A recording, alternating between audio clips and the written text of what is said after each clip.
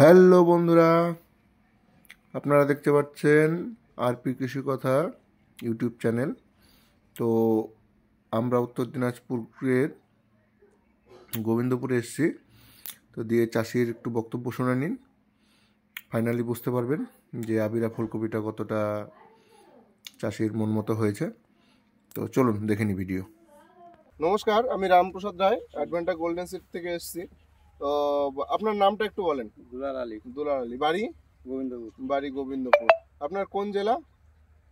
রায়গঞ্জ, উত্তর দিনাজপুর। দিনাজপুর। আচ্ছা, আপনাদের এখানে মূলত কি ধরনের কপি চাষ হয়? কতদিনের কপি চাষ হয়?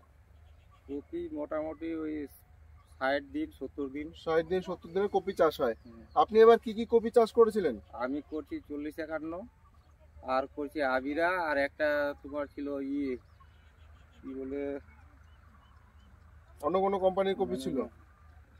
কি নামটা মনে হচ্ছে, সেলো 55। সেলো 55। আচ্ছা, আমি শুনেছিলাম আপনার মুখ থেকে এর আগে যখন এসেছিলাম।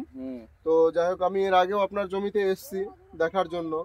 তো আপনি যে বীজটা লাগিয়েছেন এবার আবিরা, তো আপনার কপি বা কপির ওজন, কপির কালার দেখে কি মনে হচ্ছে? না, খুব চাহিদা। খুব চাহিদা।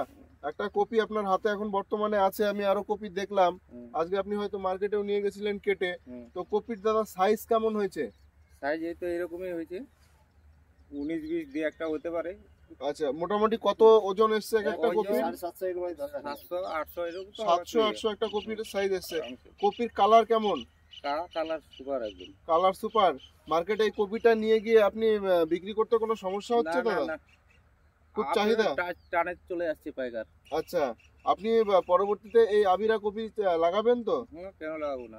আচ্ছা, আপনি একবার আমাকে বলেন, এই চারাটা কতদিনে আপনি ম্যাচুরিটি পেলেন?